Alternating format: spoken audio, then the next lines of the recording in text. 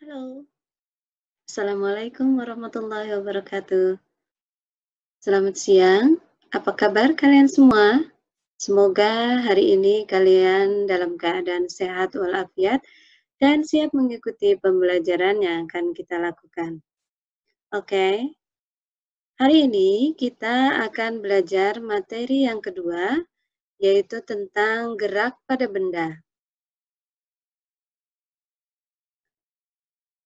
Tentu kalian biasa mendengar benda yang bergerak ya. Tapi sebenarnya indikator KD-nya apa? Kita perhatikan dulu di sini. Yang pertama menjelaskan definisi gerak pada benda. Kemudian yang kedua membedakan gerak menurut keadaan dan lintasannya. Yang ketiga membedakan kecepatan dan kelajuan.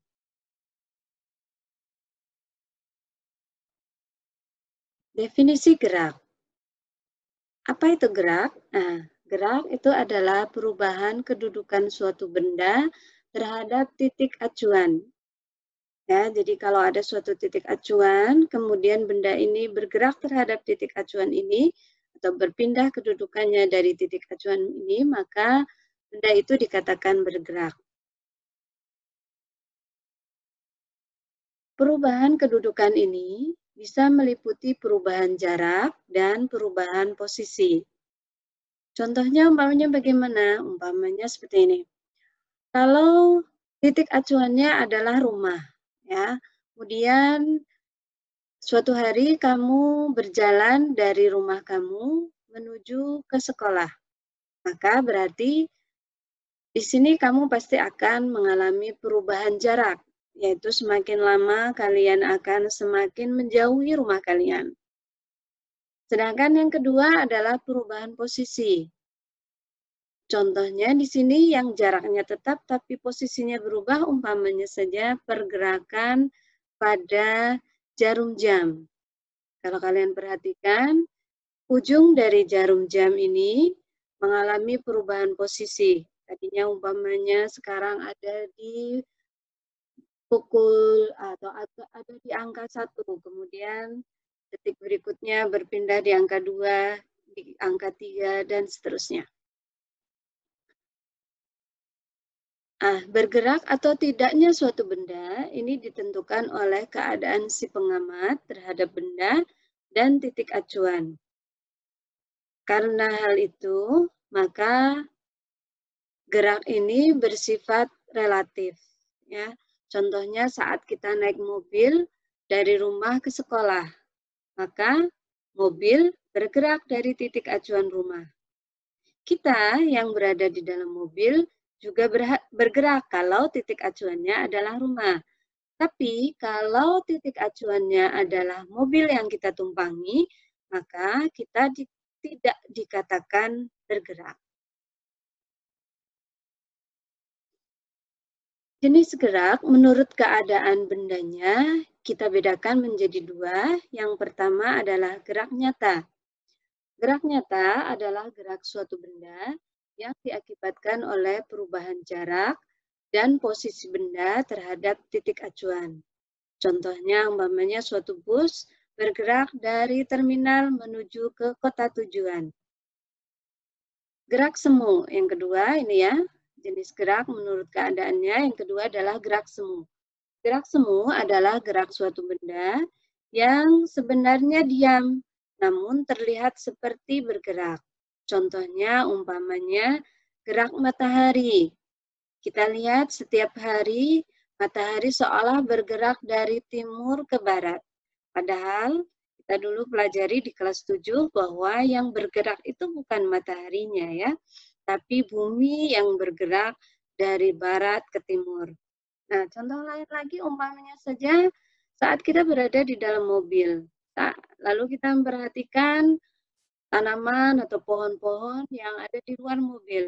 Kita lihat seolah bergerak menjauhi kita, padahal sebenarnya kita yang bergerak menjauhi mobil atau benda-benda lain di luar mobil kita. Ya. Selanjutnya, jenis gerak menurut bentuk lintasannya ini dibedakan menjadi yang pertama gerak lurus, yaitu gerak yang lintasannya berbentuk garis lurus. Contohnya umpamanya gerak pasukan pengibar bendera. Bisa lihat berbarisnya lurus ya.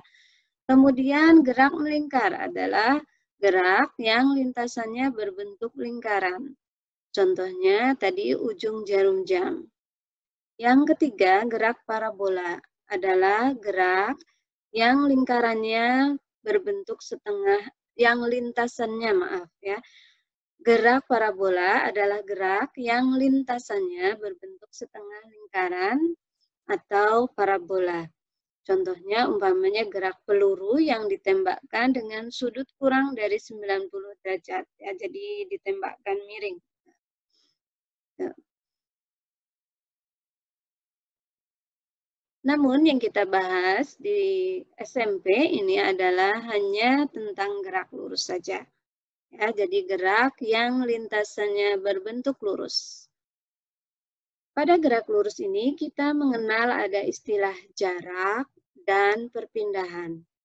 Apa itu jarak? Jarak adalah panjang lintasan yang ditempuh oleh benda yang bergerak dalam waktu tertentu. Ya, ini merupakan besaran skalar, jadi dia cuma punya nilai saja, besar saja yang dia punya, tapi tidak punya arah. Selanjutnya ada perpindahan. Perpindahan adalah perubahan kedudukan dalam waktu tertentu. Dan ini merupakan besaran vektor. Jadi ada besarnya atau ada nilainya dan ada arahnya. Coba kalian lihat gambarnya seperti ini umpamanya. Umpamanya ada seseorang bergerak dari suatu titik menuju rumahnya. Ya, umpamanya ini seorang kakak beradik. Ya, seorang kakak beradik, dua orang berjalan atau bergerak dari tempat yang sama, dari satu titik yang sama, umpamanya saja dari sebuah kafe, menuju ke rumahnya. Umpamanya si A ini berjalan lurus, dia langsung menuju ke rumahnya. Nah, sedangkan si B ini dia pergi dulu ke suatu tempat, gitu ya. Nah, kemudian berbelok sehingga dia akhirnya juga tetap sampai ke rumah. Nah, yang ditempuh oleh si A ini tadi ya adalah perpindahan. Jadi perpindahan itu adalah perubahan kedudukan dalam waktu tertentu. Sedangkan hanya hasil akhirnya saja, mudahnya begitu ya. Jadi hanya hasil akhirnya saja itu adalah perpindahan. Sedangkan kalau jarak itu adalah semua lintasan yang dilalui. Itu disebut sebagai jarak. Oke. Jarak semua lintasan yang dilalui, kalau perpindahan adalah hasil akhirnya. Jadi umpamanya saja ada seseorang nih berlari ya di suatu lintasan. Dari satu titik kemudian kembali ke titik tersebut, maka perpindahannya adalah 0 karena dia kembali ke titik semula. Sedangkan jaraknya tidak mungkin sama dengan 0 karena tadi sudah melewati lintasan yang cukup panjang. Nanti kita lihat pada contoh soalnya ya agar lebih jelas. Kemudian selain ada jarak dan perpindahan, juga ada kelajuan dan kecepatan. Kelajuan adalah jarak yang ditempuh oleh benda dibagi satuan waktu. Ya, jadi V kelajuan sama dengan S dibagi T. Jarak dibagi waktu, itu kelajuan. Sedangkan kecepatan adalah perpindahan dibagi satuan waktu. Kalau kita lihat di sini, rumusnya sama ya. Jadi kelajuan dan kecepatan sama-sama diberi simbol V dan rumusnya juga sama. V sama dengan S dibagi T. Contoh soal yang pertama umpamanya. Ada sebuah mobil berjalan melintas dari Bogor menuju Puncak dengan kelajuan 10 meter per sekon. Perjalanan itu ditempuh dalam waktu 2 jam. Maka berapa jarak kota Bogor dan kota Puncak?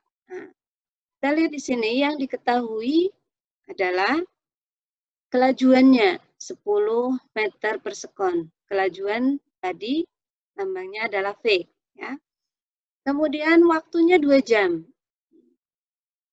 2 jam itu kalau kita ubah ke dalam detik adalah 7.200 detik. Maka kita bisa tentukan S jarak sama dengan V dikali T.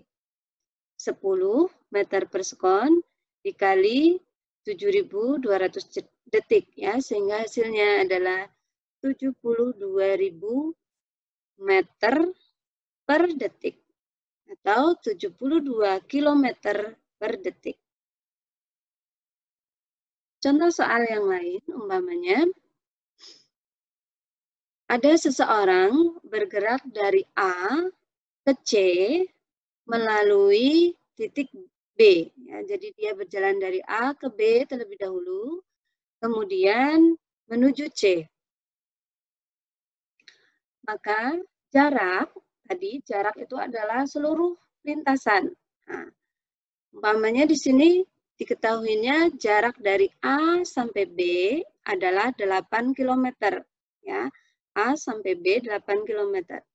Kemudian B ke C, yang ini, B ke C adalah 6 km. Masing-masing ditempuh dalam waktu 1,5 jam dan 0,5 jam. Maka dari gambar ini dan dari pengertian yang tadi kita bahas, jarak itu adalah seluruh panjang lintasan. A, B tadi adalah 8 km, kemudian B, C 6 km. Jadi 8 km ditambah 6 km, hasilnya 14 km. Tapi kalau ditanya perpindahannya berapa, maka perpindahannya itu di sini antara A sampai C di sini. Ya, harusnya ada garis bantu nih, tapi Ibu nggak bisa bikin garis bantunya, mohon maaf ya. Nah, ini kan berarti kita cari dengan menggunakan rumus Pythagoras ya. Kalau tadi di sini panjang sisinya 8 meter, dan di sini maaf 8 km ya, kemudian di sini 6 km, maka berarti jarak dari A sampai C di sini sudutnya ya, garis antara sudut di sini, ini adalah 8 kuadrat ditambah 6 kuadrat, akar kuadrat dari 8 dan 6. Kita dapatkan 6 kuadrat itu 64 dan akar dari kuadrat dari 62 adalah 36. Maka akar kuadrat dari penjumlahan keduanya 100 ya, akar kuadrat dari 100 adalah 10 km. Itu. Maka kalau ditanya kelajuan rata-ratanya berapa?